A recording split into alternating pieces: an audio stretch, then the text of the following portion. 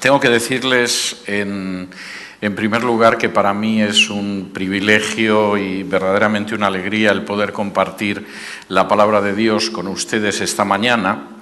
Pero antes de entrar en el tema que voy a abordar, también tengo que decirles que no deja de sorprenderme y maravillarme la manera en que Dios actúa. Permítanme que les cuente una breve historia. Mi hija vive en China desde hace varios años. En estos momentos está concluyendo sus estudios de posgrado en China y hace aproximadamente un año estuvo viajando entre algunas de las etnias minoritarias de China. Y cuando me envió las fotos y me contó la forma en que vivían estas etnias, no son la raza Han a la que pertenecen la mayoría de los chinos, tienen lenguas distintas, quizá mal hablan algo el chino porque no hay más remedio, pero tienen su lengua propia, etc. Cuando mi hija me contaba esto y me enseñaba fotos, yo me preguntaba, bueno, ¿quién está alcanzando a estas etnias increíblemente mayoritarias en un país inmenso como es China? Y de pronto tienes que llegar un día a Buenos Aires, en Argentina, para enterarte que están mandando misioneros a una de las etnias minoritarias en China. Es algo sorprendente, es de esas cosas en las que ves la acción del Espíritu Santo en este planeta y te quedas inmovilizado y dices, estas cosas suceden. Realmente el Señor actúa mucho más allá de lo que podemos imaginar en un momento determinado, de lo que se nos puede pasar por la cabeza, y verdaderamente la forma en que actúa nos conmueve y nos toca el corazón y nos lleva a agradecerle que sea un Dios tan grande y tan amoroso con todos nosotros. Crean que el día de hoy para mí no es un día perdido siquiera al saber que efectivamente, partiendo de esta iglesia, hay un esfuerzo de comunicar el Evangelio a una de esas pequeñas minorías no alcanzadas todavía, de esas etnias reducidas que hay en China. Yo les voy a hablar hoy del pecado de Sodoma y les voy a hablar de la maldad del pecado de Sodoma, aclarándoles desde el principio que generalmente lo que la mayoría de la gente conoce sobre el pecado de Sodoma es simplemente el final de la historia. Si uno preguntara qué sucedió en Sodoma, generalmente la gente recuerda que Dios envió a unos ángeles, la gente malvada de Sodoma intentó violar a los ángeles, aquella gente sacó a Lot y a su familia de Sodoma y finalmente Dios ejecutó el juicio sobre esa ciudad y sobre la ciudad de Gomorra. Eso es como si ustedes fueran al cine y vieran exclusivamente los 10 minutos finales de una película de 2 horas y, por supuesto, los créditos que aparecen en la conclusión. El pecado, la maldad de Sodoma en la Biblia no es solo el final de la película. Es la descripción de cómo una sociedad va apartándose de manera progresiva, descendiendo cada vez más en la distancia que marca con Dios. Y, por supuesto, al final, en los últimos minutos de la película, si efectivamente ha ido siguiendo en esa dirección, lo que acaba produciéndose es el juicio de Dios. Les voy a pedir que me acompañen y vamos a ir viendo este pasaje a lo largo de los próximos minutos, que me acompañen al libro del profeta Ezequiel, capítulo 16, donde Ezequiel resume todo ese proceso de deterioro, de desplome moral de una sociedad que puede acabar llevando al juicio de Dios. Dice así en Ezequiel, capítulo 16, y versículos 49 y 50. Les aclaro que Ezequiel vivía en el exilio, sabía que si el pueblo de Judá, del que él había sido arrancado, no se arrepentía, las consecuencias iban a ser fatales. De hecho, su profecía era desde el exilio a su pueblo para que se volvieran a Dios, porque si no vendría el juicio de Dios.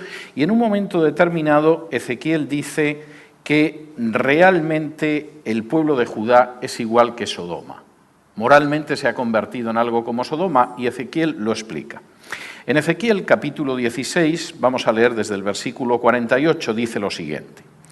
Vivo yo, dice Jehová el Señor, que Sodoma, tu hermana y sus hijas, no han hecho como hiciste tú y tus hijas. He aquí que esta fue la maldad de Sodoma, tu hermana. Soberbia, saciedad de pan y abundancia de ociosidad tuvieron ella y sus hijas, y no fortaleció la mano del afligido y del menesteroso, y se llenaron de soberbia, e hicieron abominación delante de mí, y cuando lo vi, las quité. La advertencia inicial de Ezequiel es: tú, Judá, has llegado a algo que no llegó ni Sodoma y sus hijas. Habéis ido todavía más lejos que Sodoma. Y por cierto, te voy a explicar lo que fue la maldad de Sodoma, por si alguien está pensando que era algo reducido a la homosexualidad o algo de ese tipo. La maldad de Sodoma es un proceso progresivo de deterioro moral. Y el primer aspecto de ese proceso, de la maldad de Sodoma, es la soberbia. La palabra que aparece en hebreo, que traduce la Reina Valera como soberbia, es la palabra gaón. Es una palabra que implica que de pronto uno decide lo que está bien y lo que está mal, lo que es justo y lo que es injusto, lo que es correcto y lo que es incorrecto.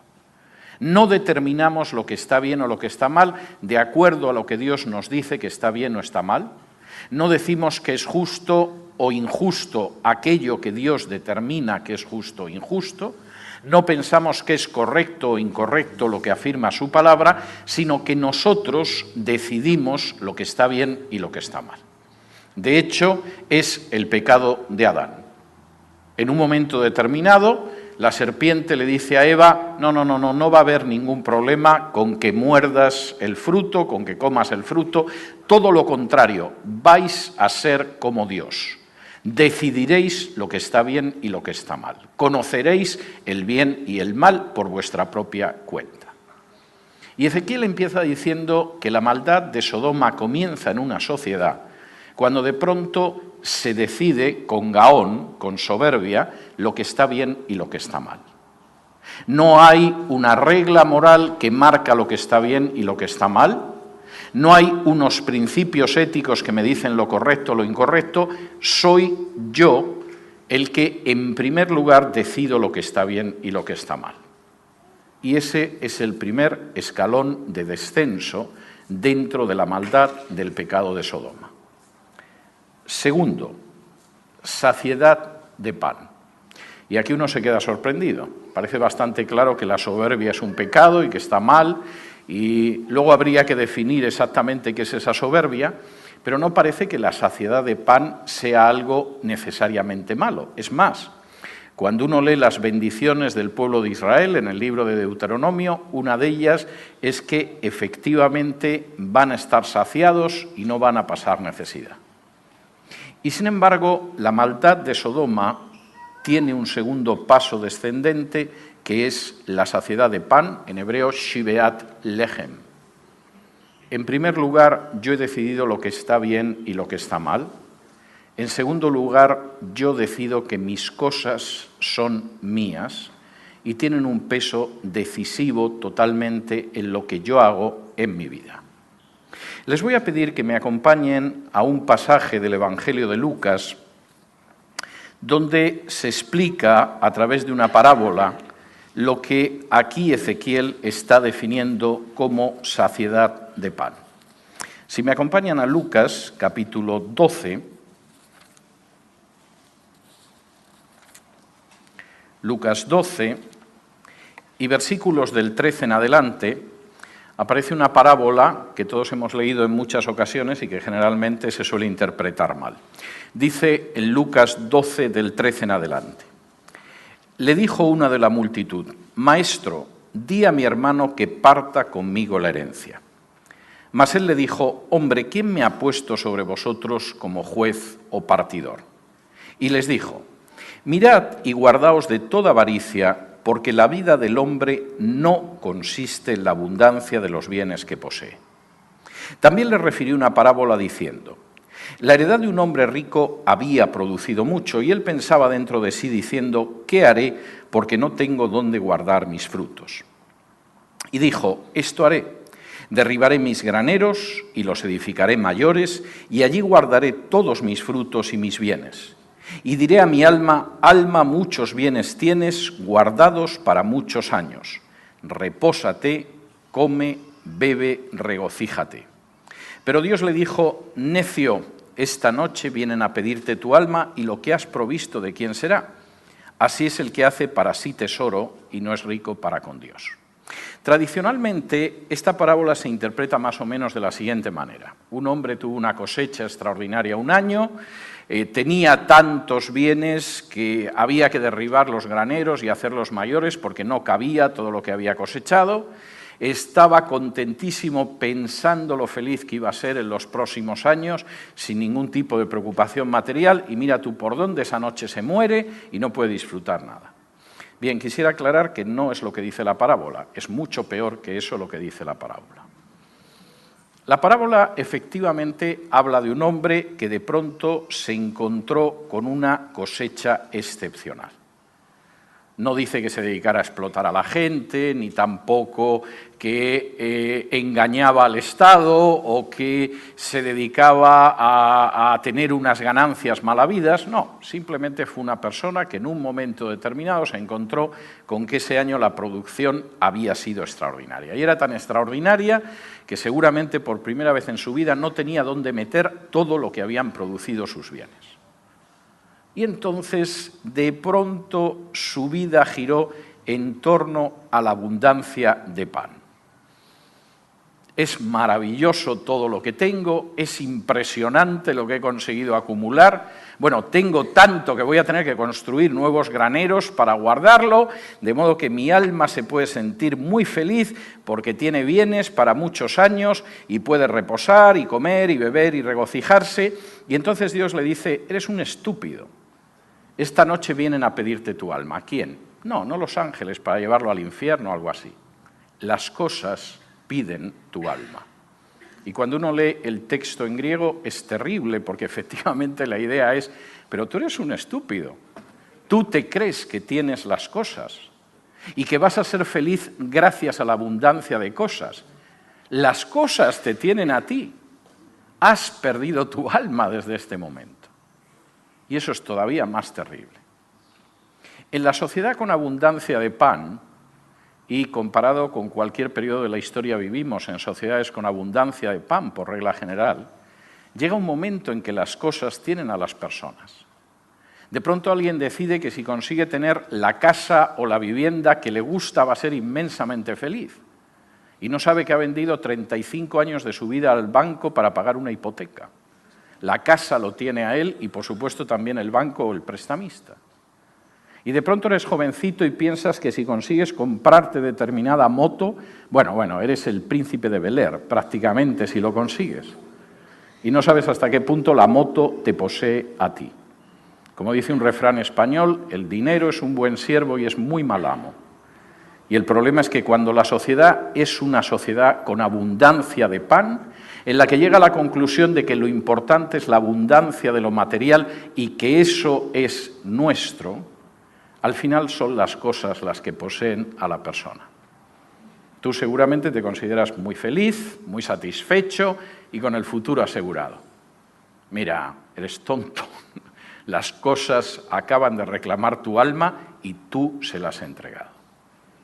Y cuando una sociedad empieza decidiendo que ella sabe lo que está bien y lo que está mal, independientemente de cuál sea la voluntad de Dios, el siguiente paso es que piensa que controla las cosas que son solo suyas y que puede ser feliz sobre la base de lo material y no se da cuenta de que lo material se ha apoderado de su alma.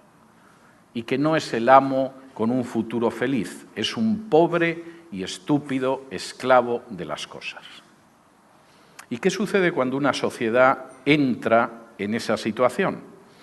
Bueno, como uno ya decide lo que está bien y lo que está mal, y decide que lo importante en esta vida es lo material, y lo material da felicidad, de la soberbia y de la saciedad de pan, se pasa a la abundancia de ociosidad.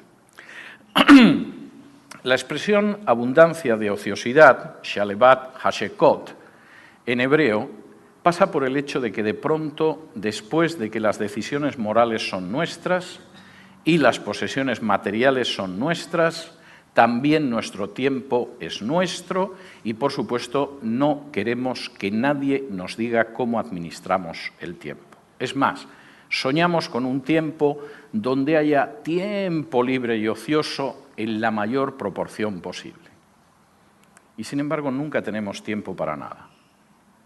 Cuando yo era niño, y no había planchas eléctricas, no digo ya planchas de vapor, yo tenía que ver cómo mi madre y mi abuela tenían unos pedazos de metal negro que calentaban en el fogón y con eso planchaban unos tejidos imposibles que no había manera de planchar. No es como las camisas de ahora, que las cuelgas y ya parece que se planchan solo. Por supuesto, no hubo una lavadora o algo que se pareciera a una lavadora hasta que yo llegué a la adolescencia. Y no les hablo de otros inventos más sofisticados que ahora tenemos en casa. Y, sin embargo, ahora tenemos menos tiempo que nunca. Muchísimas personas tienen un automóvil, pero les falta tiempo.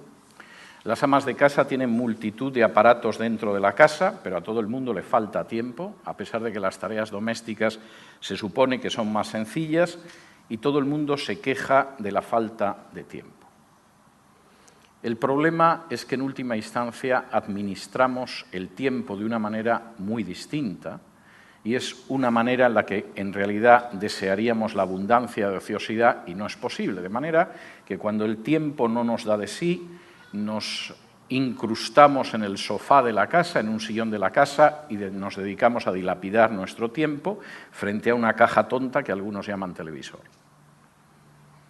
Lo terrible de la sociedad que empieza a descender en la maldad de Sodoma es que cree que controla aquello que en realidad se le va de las manos.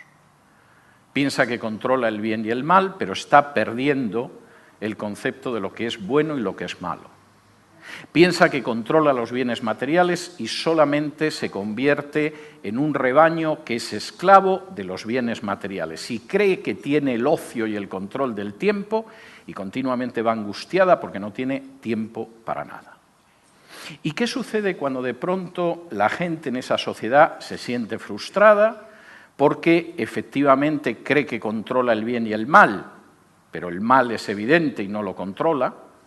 Porque que controla los bienes materiales, pero los bienes materiales lo esclavizan, y cree que además posee y controla el tiempo y no tiene tiempo para nada. Pues en ese momento llegamos al cuarto escalón, versículo 49. He aquí que esta fue la maldad de Sodoma tu hermana. Soberbia, saciedad de pan y abundancia de ociosidad tuvieron ella y sus hijas, y no fortaleció la mano del afligido y del menesteroso. El dolor y el sufrimiento le molesta. Y le molesta porque el dolor y el sufrimiento significa que no puede decidir lo que está bien y lo que está mal, que no puede hacer con sus bienes materiales lo que quiere y que además le molestan en el tiempo. Y la manera en que el dolor y el sufrimiento le molesta es algo verdaderamente terrible. Tenemos sociedades avanzadas donde nunca se ha maltratado de manera semejante a los ancianos. Yo recuerdo que era muy natural, cuando yo todavía era niño, que los ancianos fueran cuidados en las casas. Eran respetados y eran queridos, desde los nietos a los hijos, etcétera, etcétera. Era lo normal. Nuestras sociedades occidentales, y tengo que hablar sobre todo por mi país o por Europa occidental, son sociedades en las que los ancianos parecen los pieles rojas de las películas del oeste y todo el mundo está deseando meterlos en reservas donde no molesten. Han desaparecido, nos molestan. En algunos países de Europa incluso hemos decidido que además les vamos a facilitar la salida de este mundo y aprobamos leyes de eutanasia. De manera que la ley de eutanasia, que supuestamente es que para la persona que está muy enferma muera tranquilamente y no tenga unos dolores absolutamente desproporcionados, se convierte en una manera de liquidar a un sector de la población que nos molesta, que son los ancianos.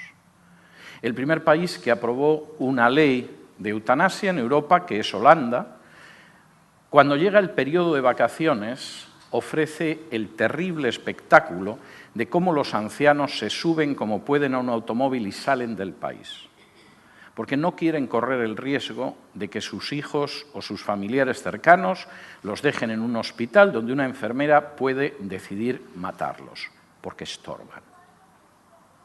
Cuando yo todavía vivía en España, donde la eutanasia no es legal, aunque ha habido intentos últimamente, en un momento determinado se descubrió un hospital importante en las cercanías de Madrid, de la capital, donde el equipo médico asesinaba a los ancianos de acuerdo a un sistema de puntos. No es que fuera gente que estaba para morirse o que tenía dolores terribles, no. El doctor y sus colaboradores, cuando llegaba un anciano para la revisión mensual, iba sumando puntos. Si tenía más de 70 años, tenía tantos puntos. Si tenía una enfermedad crónica, perfectamente tratable, como la diabetes, tenía tantos puntos. Si además se daba la circunstancia que necesitaba quizá una ayuda para poder escuchar o ver mejor, tenía tantos puntos. Y cuando superaba los puntos, lo metían en un box de urgencias, lo sedaban y lo mataban. Y mataron a docenas de personas así.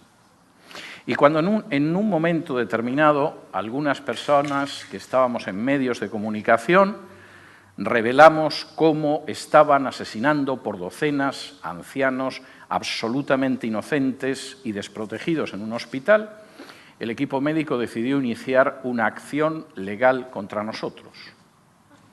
Personalmente, yo me pasé más de 5 años con mi apartamento embargado. Menos mal que no tuve necesidad de venderlo, porque no lo hubiera podido vender. Pasé 2 procesos, gané los 2 procesos, pero nos hicieron la vida muy difícil durante 5 años. En otros países, por supuesto, esto además es legal. Y eliminas a quien molesta.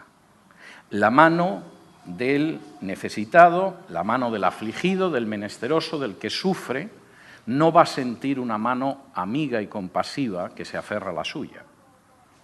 Puede que lo que sienta es cómo lo sedan y cómo lo sacan de este mundo. Y esto sucede también con niños que van a nacer en situaciones especiales. Más del 90% de los niños con síndrome de Down en mi país de origen son abortados. Punto, final, se acabó. Y, por supuesto, si presentan algún tipo de alteración física o algún tipo de malformación, son abortados de manera mayoritaria. En algunos países europeos ya han desaparecido los niños con síndrome de Down. El 100% es abortado, como por ejemplo en Islandia. Y la sociedad decide que no va a fortalecer la mano del afligido y del menesteroso. Molesta. Me obliga a tener que decidir lo que está bien y está mal, no de acuerdo a mi gusto, sino a principios morales. Significa un gasto de dinero y, sobre todo, me quita minutos de mi precioso tiempo. De modo que vamos a colocarlos en un sitio donde no molesten y, si aún así molestan, vamos simplemente a sacarlos de aquí. Ahora, es difícil encontrar un tipo de conducta que sea más distinta de la conducta de Jesús. En el Nuevo Testamento, en la versión Reina Valera, aparece una palabra, ocasionalmente, que es la palabra compasión. Quisiera decir que la palabra compasión es una muy pálida traducción del término griego original, que es el término esplagnisomai. Esplagnisomai es un verbo en griego que indica que a uno se le mueven las entrañas. De pronto uno ve la imagen de un niño en medio de una guerra y no solamente es que le horroriza lo que ve, es que se le mueven las entrañas e inmediatamente dice cómo se puede ayudar a esos niños. Alguien está recogiendo a esos niños, se puede enviar ayuda, ¿qué sucede? Uno de pronto ve a una persona enferma y no dice solo también qué mala suerte, pobre, desgraciada la familia, etcétera, sino que dice cómo puedo ayudar a esa persona, se me remueven las entrañas y entonces intento actuar frente a esa necesidad. Permítanme que les muestre 3 áreas en las que efectivamente la conducta de Jesús fue la de fortalecer la mano del afligido y del menesteroso, al contrario de la maldad de Sodoma, porque se le removieron las entrañas. Vamos a ver la primera cita en el Evangelio de Mateo, capítulo 9. Las 3 se encuentran en Mateo, pero quiero que vean la enorme diferencia entre las enseñanzas y la práctica, sobre todo de Jesús, y lo que aparece con esa sociedad que ya ha llegado al cuarto escalón de descenso del pecado de Sodoma. En Mateo capítulo 9 y versículos del 36 en adelante, Mateo está describiendo cómo Jesús iba predicando por ciudades y aldeas de Galilea, y dice en Mateo 9 del 36 en adelante: y al ver las multitudes tuvo compasión de ellas. Literalmente se le removieron las entrañas cuando vio las multitudes, porque estaban desamparadas y dispersas como ovejas que no tienen pastor. Y entonces dijo a sus discípulos: a la verdad la mies es mucha, mas los obreros pocos. Rogad pues al Señor de la mies que envíe obreros a su mies. En primer lugar, a Jesús se le removían las entrañas viendo la deplorable situación espiritual en que vivía la gente que le rodeaba. Cuando de pronto veía aquellas multitudes, la reacción de Jesús no era: ¿cuántos hemos reunido esta vez, Pedro? O Juan, aprovecha y ve pasando la ofrenda. No, no hay nada de este tipo. Cuando de pronto Jesús ve a aquellas multitudes, se le remueven las entrañas. ¿Por qué? Porque se da cuenta de que aquella pobre gente, necesitada espiritualmente, ansiosa de recibir luz, era una gente que era como pobres ovejas a las que tú sueltas en medio de un bosque lleno de lobos. En cualquier momento podía aparecer un depredador que saltara sobre ellos, que los engañara, pero que siempre les iba a comer hasta las entrañas. Y cuando Jesús ve eso, no piensa: pobres tontos, ¿qué le vamos a hacer? Si ya sabes cómo es la gente, como corderos, como ovejas, sino que se le remueven las entrañas y dice: pobre gente. Es gente que espiritualmente está tan desvalida como una oveja que no tiene la protección de un pastor. Y tenemos que orar al Señor para que efectivamente reciban esa luz, porque en términos espirituales el peligro en el que se encuentra toda esta gente desvalida es increíble. Ellos mismos no saben la situación en la que están. Y Jesús fortaleció la mano del desvalido y del menesteroso en términos espirituales. Pero no solo en términos espirituales. Si me acompañan a Mateo, un poquito más adelante, Mateo capítulo 14 y versículo 14, de nuevo vuelve a aparecer la referencia a ese esplagnisomai, ese movimiento de las entrañas. Dice así en Mateo capítulo 14 y versículos del 13 en adelante: oyéndolo Jesús se apartó de allí en una barca a un lugar desierto y apartado. Y cuando la gente lo oyó, le siguió a pie desde las ciudades. Y saliendo Jesús vio una gran multitud y tuvo compasión de ellos, literalmente se le removieron las entrañas, y sanó a los que de ellos estaban enfermos. En segundo lugar, a Jesús le afectaba el sufrimiento y el dolor físico de las personas. Muchas de aquellas personas estaban enfermas, sufrían no solo espiritualmente, sino que sufrían de una manera material, y cuando Jesús vio aquello no pudo permanecer indiferente. Se movieron sus entrañas y empezó a enfrentarse con el dolor y el sufrimiento de esas personas.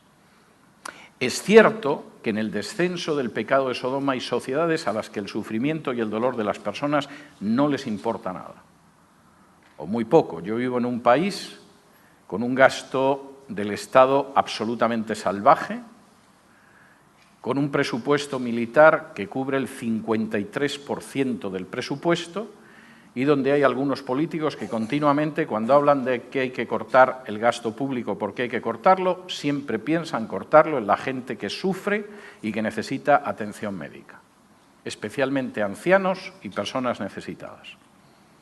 Y además consideran que es muy moral hacerlo. Y es propio de una sociedad que está en el pecado de Sodoma. Pero cuando Jesús vio a aquellas personas que sufrían y estaban enfermas, sus entrañas se removieron.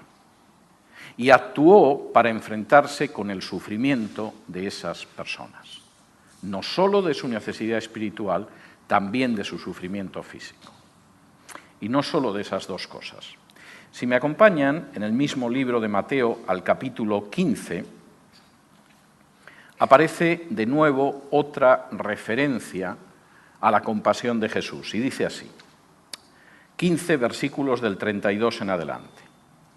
Y Jesús, llamando a sus discípulos, dijo, tengo compasión de la gente, literalmente, se me remueven las entrañas viendo a la gente. ¿Por qué? Porque ya hace 3 días que están conmigo y no tienen que comer, y enviarlos en ayunas no quiero, no sea que desmayen en el camino.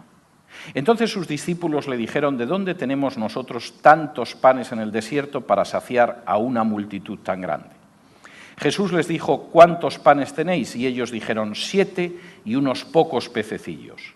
Y mandó a la multitud que se recostase en tierra y tomando los 7 panes y los peces, dio gracias, los partió y dio a sus discípulos y los discípulos a la multitud, y comieron todos y se saciaron y recogieron lo que sobró de los pedazos, 7 canastas llenas, y eran los que habían comido 4.000 hombres, sin contar las mujeres y los niños.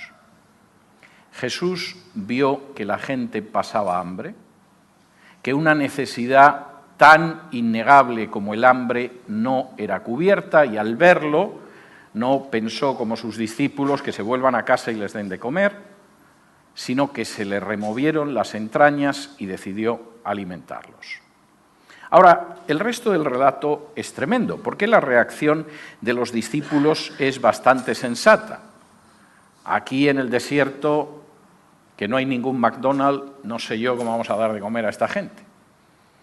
Y la pregunta de Jesús debió de ser muy incómoda, porque cuando dijo, ¿cuántos panes tenéis?, dijeron, pues 7 y algún pescadito. Y cualquiera sabe que cuando se divide 4.000 personas entre 7 peces, el resultado siempre es hambre, en las matemáticas humanas. Porque la pregunta de Jesús es, dadme lo que tenéis y yo actuaré con ello.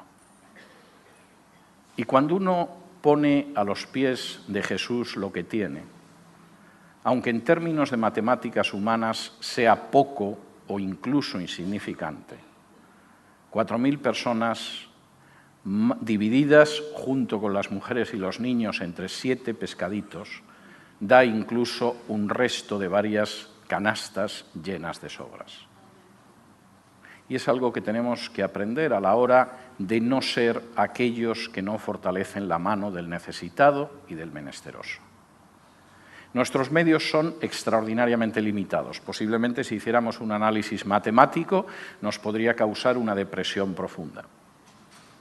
Pero el Señor no está diciendo, como tenéis muchos medios, alimentad, sino dadme lo que tenéis que yo alimentaré. En términos meramente humanos, ¿a quién se le puede pasar por la cabeza que un grupo de argentinos, van a mandar misioneros a una etnia en China? Eso humanamente es disparatado. Si yo lo cuento, se piensan que me estoy burlando. Pero esa es una realidad, y es una realidad gloriosa. Porque al final uno pone en manos del Señor lo poco que tiene, y el Señor lo multiplica porque Él también ha hecho que se remuevan las entrañas de esas personas. El gran problema de la sociedad que va descendiendo en la maldad de Sodoma es que llega un momento en que, como ha decidido lo que es lo bueno y lo malo y cree que la abundancia de bienes les hará felices y piensa que cualquiera que entra en su ocio y en su tiempo libre molesta, no fortalece la mano del afligido y del menesteroso. Y de esa manera se aparta de forma deplorable y miserable de las enseñanzas y de la práctica de Jesús. ¿Y qué sucede a continuación? Cuando de pronto la sociedad es una sociedad que ya sabe lo que está bien y lo que está mal, que cree que en la abundancia de bienes está la felicidad, que el ocio es algo en lo que no deben de interferir determinadas personas y que por lo tanto no tiene compasión. Pues el siguiente paso, Ezequiel capítulo 16 y versículo 50, es verdaderamente notable, porque lo que viene a continuación es que se llenaron de soberbia. El término hebreo es el término tikebejiná, no es el gaón, la soberbia del inicio, sino que es algo muy especial. Es el momento en el que no solamente yo decido qué está bien y qué está mal, sino en el que además lo que yo he decidido se convierte en la ley que nadie va a discutir en esta sociedad. Quizá una generación antes, unos años antes, unas décadas antes, yo podía decir que lo malo estaba bien y tenía que soportar a los que decían que el bien está bien y el mal está mal. Pero llega un momento en que la sociedad ya ha perdido incluso la compasión por los afligidos y los menesterosos, por los no nacidos, por los ancianos, y cuando ha llegado a ese punto, además decide convertir en canónico y en dogma el hecho de aquello que quiere hacer. Lo que quiere hacer no solamente es que es lo bueno, es que hay del que diga lo contrario de lo que nosotros decimos que es bueno. Y hemos llegado a un punto que Pablo comenta en la segunda carta a Timoteo.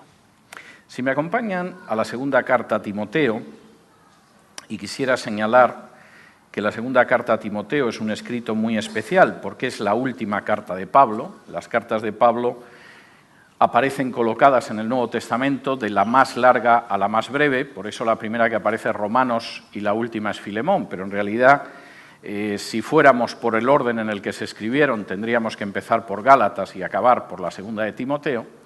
La segunda carta de Timoteo es el testamento vital de Pablo. Pablo sabe que le quedan unos días, quizá unas horas para ser ejecutado, y escribe a Timoteo cosas enormemente prácticas, muy poco teológicas en un sentido estricto, porque efectivamente él sabe que le queda poco tiempo y está intentando decirle lo último que le tiene que decir. Y en el capítulo 4 de esa segunda carta a Timoteo, fíjense lo que dice desde el versículo 1.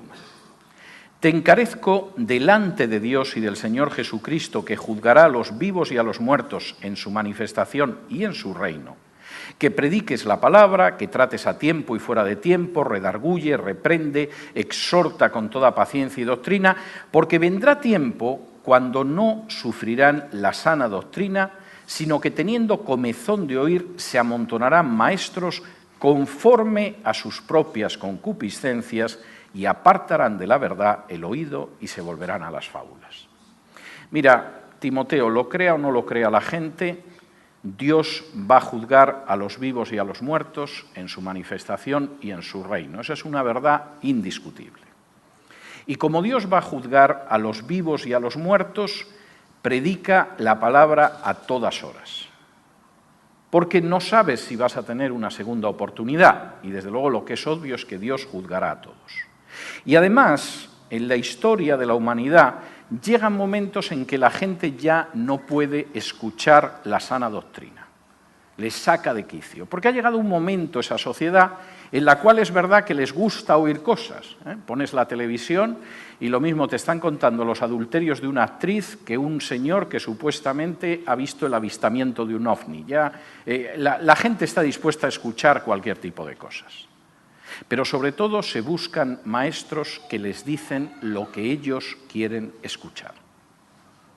Y lo que quieren escuchar no porque sea entretenido, porque quieran aprender, porque desean mejorar como seres humanos, sino porque son sus concupiscencias. Necesitan que esos maestros justifiquen lo que ellos llevan haciendo desde hace tiempo. Y por lo tanto no tienen la menor intención de escuchar la verdad y están dispuestos a creerse cualquier cuento y cualquier fábula siempre que confirme sus propios prejuicios. Cuando la sociedad ha llegado a eso, ha llegado a lo que Ezequiel llama se llenaron de soberbia. Ya no es la soberbia inicial la que yo decido lo que está bien y lo que está mal. No, es un momento en que aquí nadie enseña otra cosa salvo lo que nosotros queremos. Y no queremos nada más que maestros que se presentan diciendo exactamente lo que nosotros queremos que digan y no vamos a escuchar nada más. Aquí no se va a discutir un punto de vista con otro. Aquí no va a haber posibilidad de confrontar una visión con otra. Aquí solo se escucha aquello que satisfaga nuestras concupiscencias y buscaremos maestros que efectivamente lo hagan, porque ya hemos llegado al extremo de llenarnos de soberbia. ¿Y qué pasa cuando de pronto una sociedad ha llegado ahí? Pues ha llegado al último escalón, que es que a continuación hicieron abominación delante de mí. ¿Qué es la abominación? La palabra que utiliza aquí Ezequiel es la palabra toevá, y es una palabra que aparece de manera esporádica en el Antiguo Testamento y que siempre se refiere a conductas que son contrarias a la naturaleza.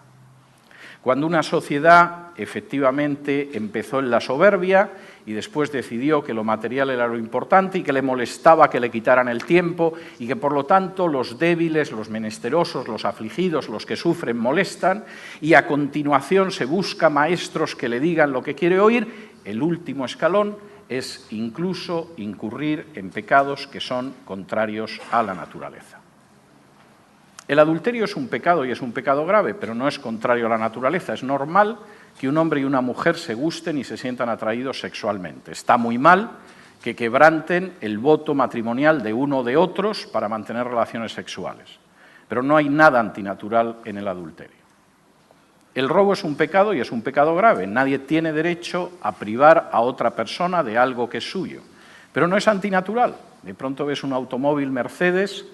A los que les gusten los automóviles supongo que les impresionará, y no solamente codiciar el Mercedes, sino ver si uno se puede llevar el Mercedes al garaje de su casa. Son pecados, incluso graves, pero no chocan con la naturaleza humana. Es más, uno puede tener un Mercedes y no ser un pecado, y uno puede tener relaciones sexuales con su cónyuge y tampoco es un pecado. El problema es cuando ese comportamiento natural se realiza de una manera que va contra la ley de Dios. La toevá es algo que va contra la naturaleza. Por ejemplo, la naturaleza nos dice que tenemos que cuidar de los mayores. Cuando una sociedad incurre en toevá, empieza a pensar cómo se quita a los mayores de encima. La naturaleza nos dice que una madre, por su propia naturaleza, protege a los hijos y defiende la vida que tiene en su seno. Cuando una sociedad entra en toevá, de pronto hay quien llega a la conclusión de que la madre tiene derecho a acabar con la vida que lleva en su seno. La naturaleza nos dice que protegemos a los más débiles y desprotegidos precisamente porque necesitan una mayor cobertura. Y esto se ve incluso en algunas especies animales que tienen que defenderse de un depredador y de pronto se reúnen en torno al más débil de la manada porque hay que protegerlo. El toevá implica que los débiles y desprotegidos no tienen lugar entre nosotros, son una molestia para nuestra felicidad tranquila. Y la toevá implica que frente a la relación natural entre un hombre y una mujer, por el contrario, vamos a considerar natural la relación entre dos hombres o dos mujeres.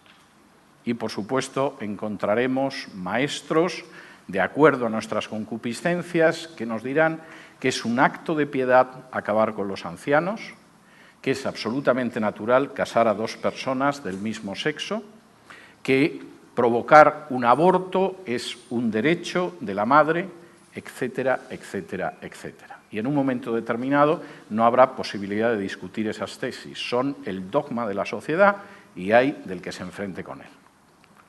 La sociedad ha descendido al último peldaño de la maldad de Sodoma. ¿Y qué pasa entonces? Pues el versículo 50, en la última frase, lo dice con mucha claridad. Cuando lo vi, las quité. Cuando la sociedad acaba llegando a la toevá, al último y sexto peldaño de descenso, al final llega el juicio de Dios. Poco antes de morir, en 1826, Thomas Jefferson, que había sido uno de los padres fundadores de Estados Unidos e incluso presidente de los Estados Unidos, escribió unas palabras extraordinariamente lúcidas que desgraciadamente se cumplieron una generación después, 40 años después, en las que decía que cuando veía la situación moral de su país, y se refería expresamente a la esclavitud, temblaba porque sabía que Dios es un Dios justo que ejecuta juicio. Thomas Jefferson escribió estas palabras prácticamente una generación antes del estallido de la Guerra Civil Americana. Se puede discutir si era creyente o no era creyente, pero conocía muy bien la Biblia y creía en la existencia de Dios. Y tenía muy claro que Dios actúa en la historia. Y no sé si tenía en la mente el capítulo 16 de Ezequiel, pero estaba transmitiendo el mismo mensaje. Cuando una sociedad llega a cierto nivel de pecado, le espera a la vuelta de la esquina el juicio absolutamente justo e inexorable de Dios.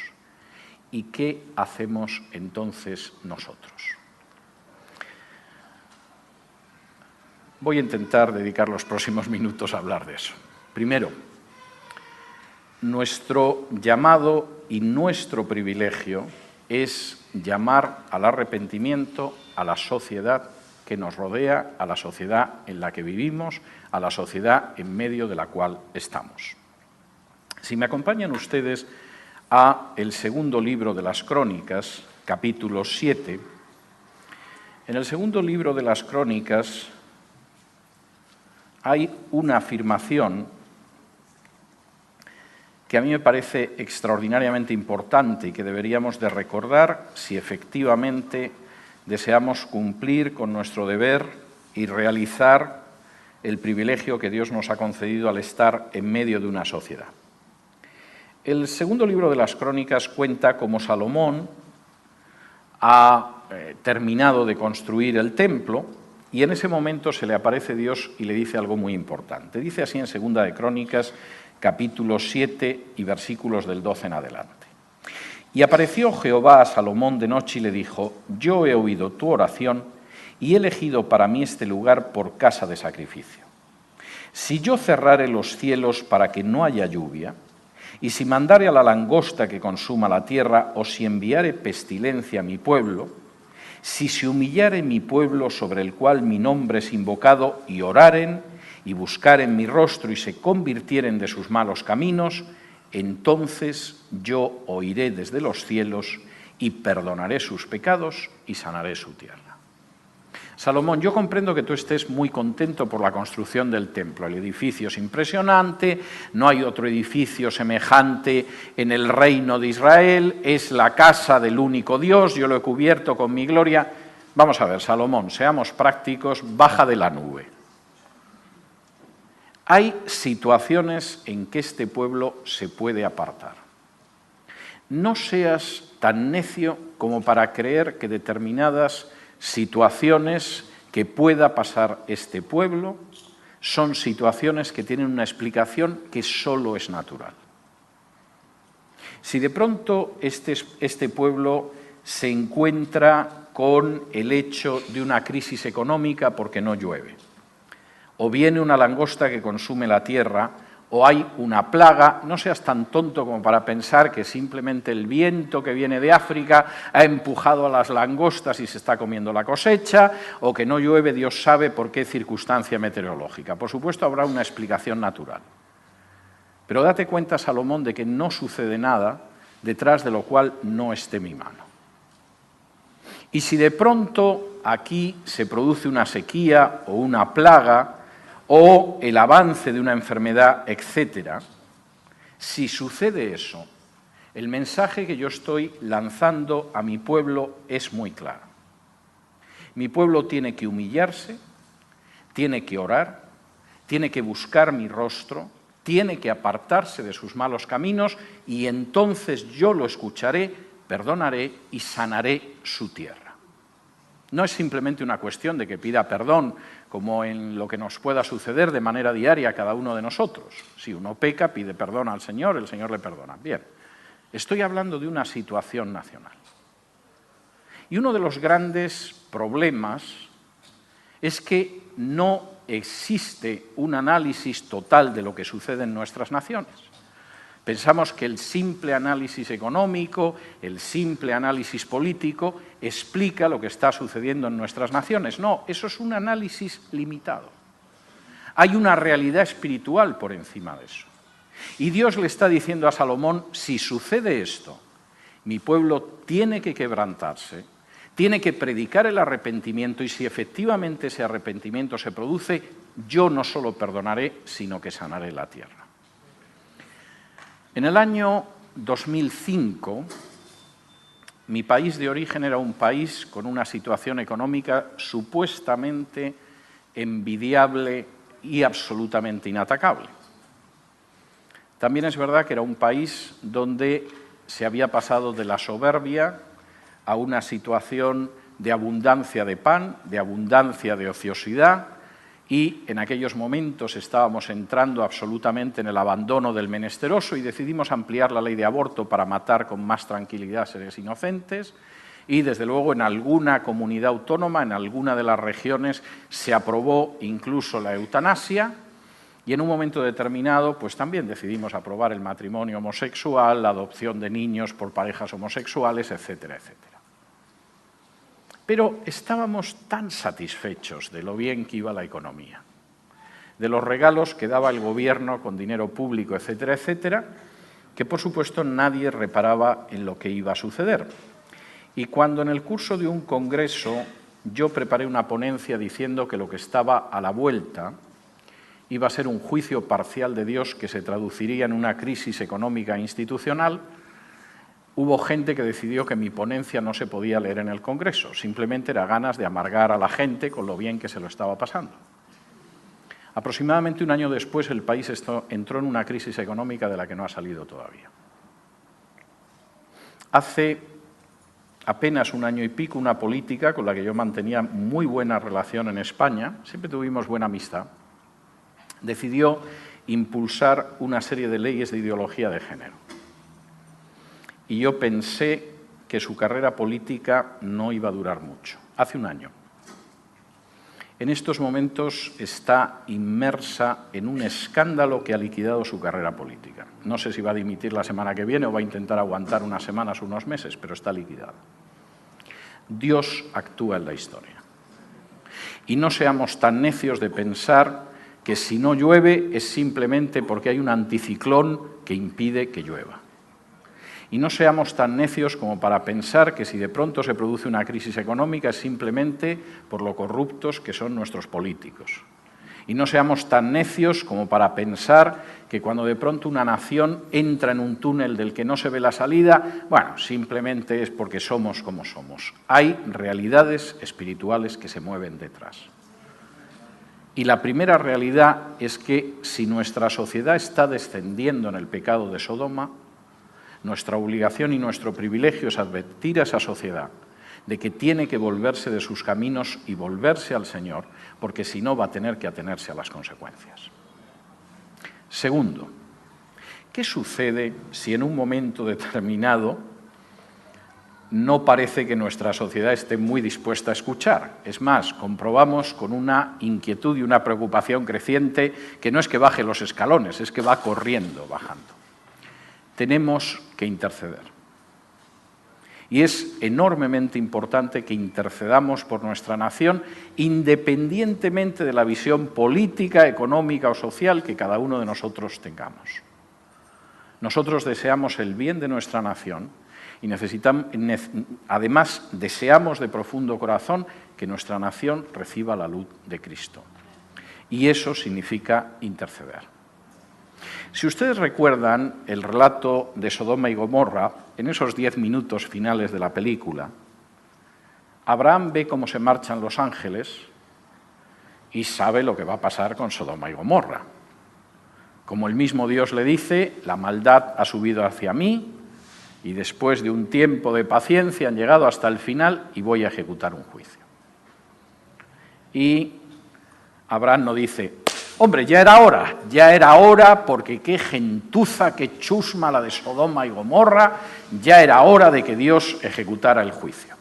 Hay creyentes a los que oigo con una alegría hablar de la destrucción de naciones enteras que confieso que se me pone los pelos de punta, ¿no? A ver si Dios arranca a Irán de la faz de la tierra. Bueno, a ver si Dios consigue que en Irán se quebranten y se vuelvan hacia él, ¿no?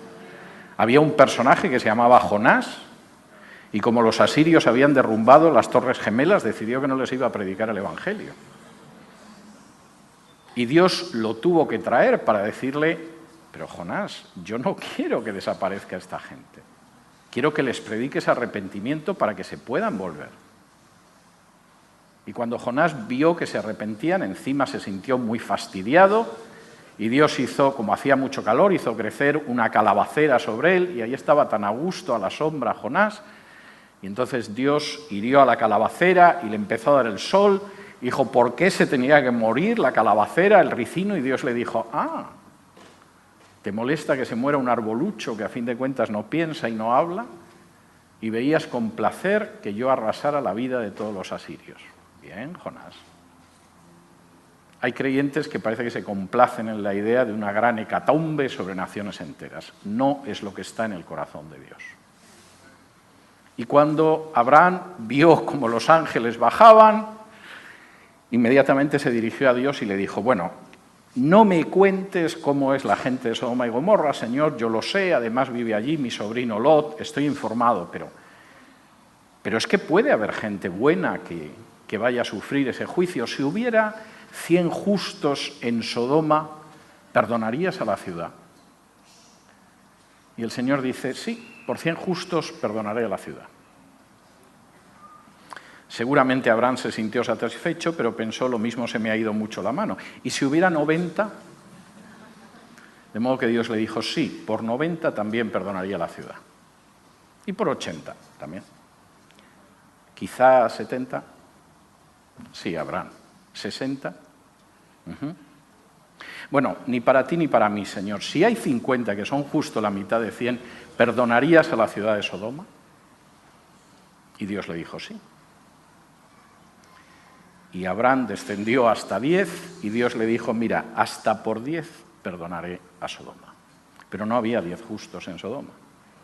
Estaba Lot, su esposa, que no está muy claro si lo era, las hijas que luego tuvieron una conducta bastante discutible y, por supuesto, Dios ejecutó el juicio sobre Sodoma y Gomorra.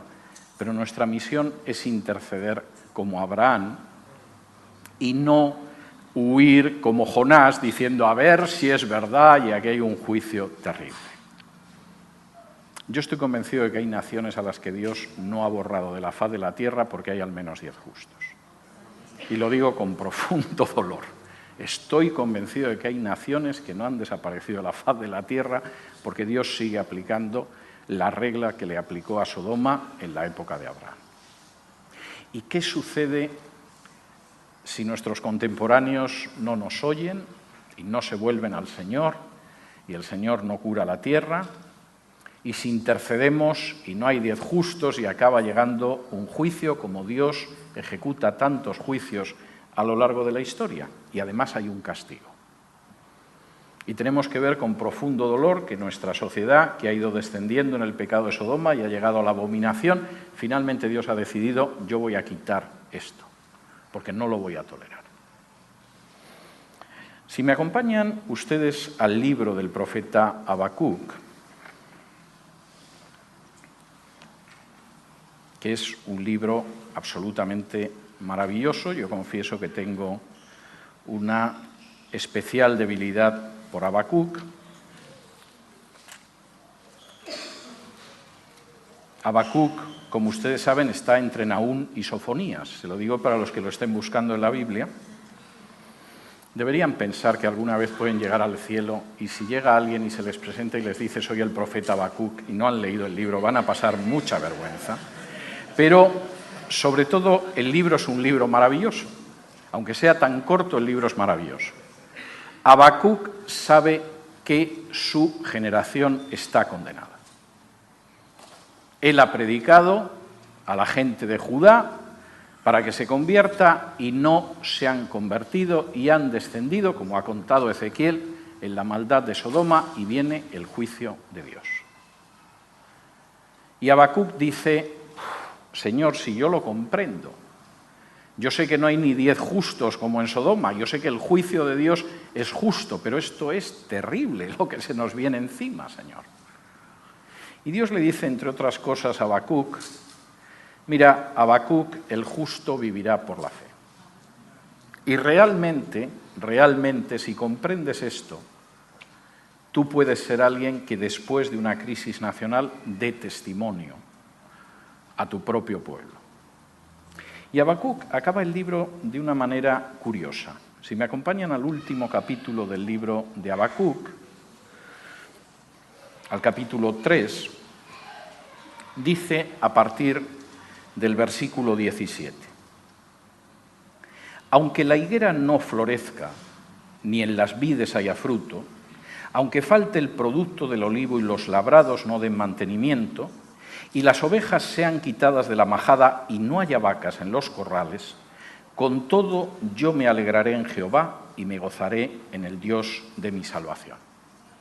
Aunque de pronto la economía nacional sea un desastre, la inflación se dispare, no esté claro si se van a pagar las pensiones, mis ahorros en el banco se evaporen, con todo yo me alegraré en Jehová y me gozaré en el Dios de mi salvación. Y uno diría: Habacuc, ¿qué estás fumando últimamente para escribir estas cosas?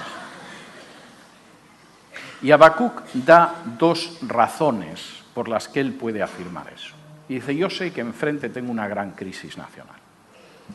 Y la que se avecina es verdaderamente terrible, porque hemos ido descendiendo y al final Dios es un juez justo. Y sin embargo, yo me voy a alegrar en Jehová y me voy a gozar en el Dios de mi salvación. ¿Por qué? Versículo 19. Primero, porque Jehová el Señor es mi fortaleza. Lo que a mí me da fortaleza y me hace sentirme seguro no es la cotización de la bolsa, las promesas de los políticos o el último análisis macroeconómico. Mi fortaleza es Jehová, que además es el Señor del universo. Y por eso yo sé que incluso en los peores momentos de prueba yo puedo sentir la paz y el gozo, porque mi fortaleza es el Señor, no el brazo del hombre. Pero segundo, y esta es una afirmación especialmente hermosa, porque Jehová, que es el Señor y es mi fortaleza, hace mis pies como de ciervas y en mis alturas me hace andar. Quisiera aclarar que la palabra que la Reina Valera traduce aquí como ciervas no es una cierva. Es un animalito que existía en Israel en la época de Habacuc, no existe hoy en día, y que ha sobrevivido en algún país mediterráneo como España. Es un animal que en España se conoce como rebeco. El rebeco es un animalito un poco más pequeño que un ciervo y un poco más grande que una cabra montés. Y el rebeco es un animal peculiar porque puede conseguir colocar sus 4 patas juntas en un espacio aproximadamente de una moneda, y además es un animal con una enorme agilidad para moverse por la montaña. En YouTube pueden encontrar alguna grabación del rebeco que está en lo alto de la cima de la montaña y empieza a bajar la cima a saltos, en zigzag, hasta que llega, sin haber perdido un solo pelo de la piel, hasta la falda de la montaña, hasta el valle. Y lo que dice Habacuc es tremendo. Yo me puedo gozar y alegrar en Jehová, porque Jehová es el Señor del mundo y es mi fortaleza. Pero además convierte nuestra existencia en algo parecido al rebeco. A lo largo de esta vida hay gente que efectivamente mira hacia abajo y dice: Dios mío, nos vamos a despeñar.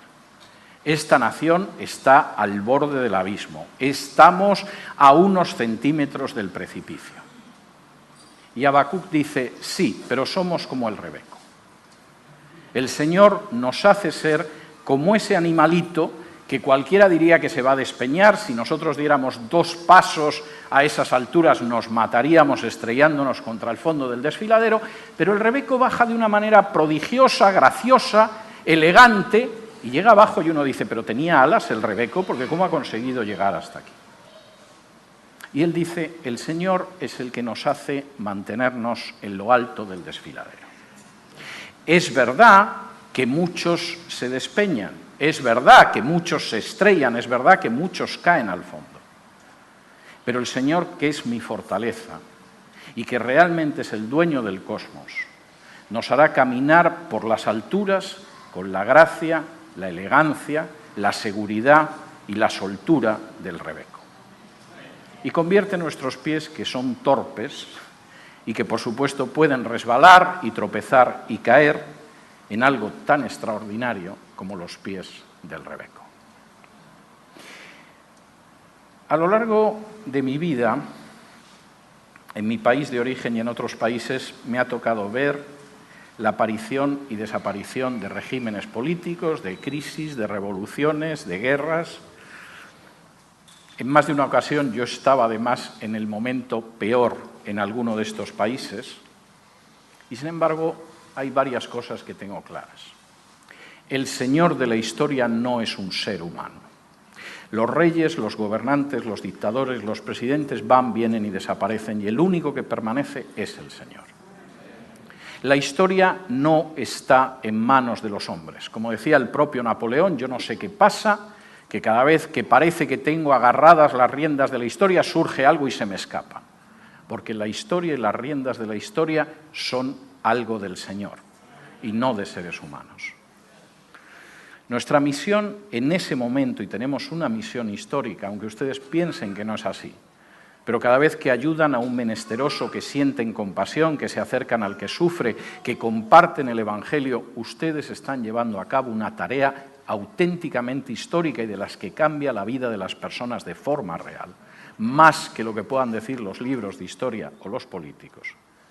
Nuestra misión es llamar a la gente que nos rodea a volverse de todo corazón hacia Dios, a quebrantarse delante de Él, a arrepentirse de sus malas obras y a ver cómo su tierra es sanada.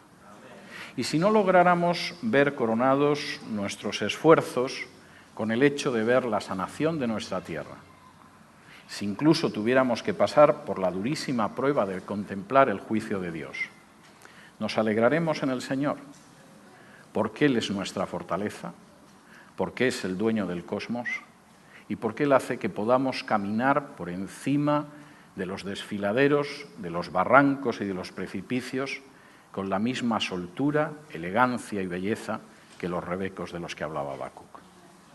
Vamos a orar. Padre nuestro, te damos muchísimas gracias por estar esta mañana de domingo reunidos. Te damos gracias porque nos concedes el privilegio de poder orar, el privilegio de alabarte, el privilegio de escuchar tu palabra, el privilegio de sentir que estás cerca de nosotros. Y queremos pedirte en esta mañana de todo corazón que nos uses como instrumentos. Nosotros sabemos que seguramente sumados todos nosotros somos incluso menos que los 7 pescaditos. Pero nos ponemos en manos de Jesús para que tú multipliques esos 7 pescaditos, Señor, esos 7 panes, y permitas que podamos alimentar a aquellos que necesitan el pan de tu palabra. Te pedimos que tú nos guíes para llamar a la gente que nos rodea, a la gente de nuestra nación, a volverse a ti para que tú sanes la tierra. Te suplicamos que aceptes nuestras oraciones de intercesión para sanar la tierra. Y te pedimos que sigas siendo el Señor de nuestras vidas a cada segundo, que podamos sentir en cada momento que tú eres el dueño del universo. Y te damos gracias porque incluso en las mayores dificultades, cuando muchos otros se estrellarían y caerían, sin embargo nosotros sabemos, Señor, que tú haces nuestros pies como el de ese animalito prodigioso que es el rebeco. Y te damos gracias por todo ello, en el nombre de Jesús. Amén.